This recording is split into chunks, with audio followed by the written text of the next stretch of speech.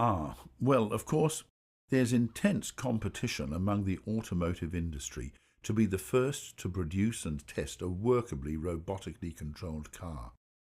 But these cars are nowhere near ready for open road driving. They can only operate on roads that have been extensively computer mapped, and they're very inflexible at dealing with anything unexpected, like new stop signs, for example.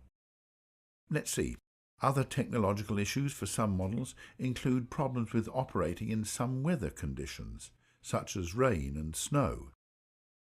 However, many insiders agree that these problems will eventually be solved, and that the biggest hurdle is getting the driving public to accept the idea.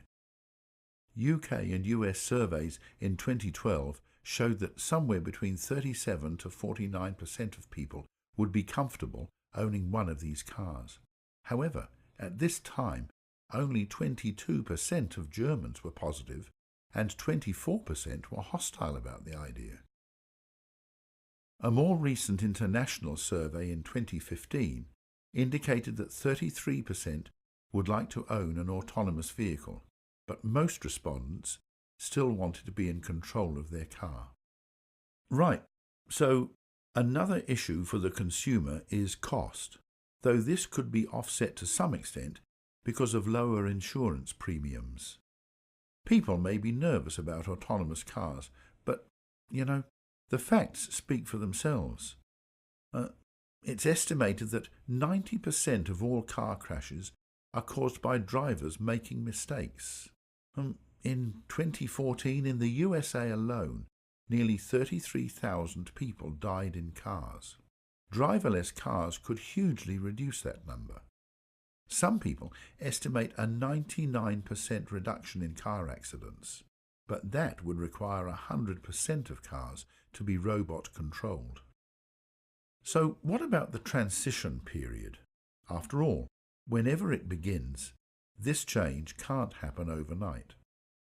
For many years, both human and computer-controlled vehicles will share our roads.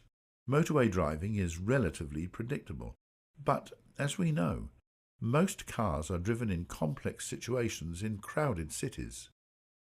Even human drivers struggle to make split-second decisions in these situations. How can a driverless car be programmed to deal with crazy driving?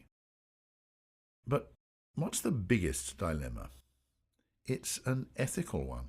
How can we program a driverless car to make a choice in cases where an accident is inevitable? Should the car be programmed to choose the lowest number of injuries, or to protect its driver first? This issue is not trivial, and it could cause a big delay in the introduction of the new technology. Nevertheless, this change will surely come. The potential advantages are just too great. As well as slashing the road toll, the cars will potentially minimize road congestion, because robot cars will be able to travel much faster and closer together than we do on our current road networks. Eventually, this will reduce driving time and thus increase our productivity. Fuel costs will fall with more efficient consumption patterns, but I suspect driving won't be as much fun.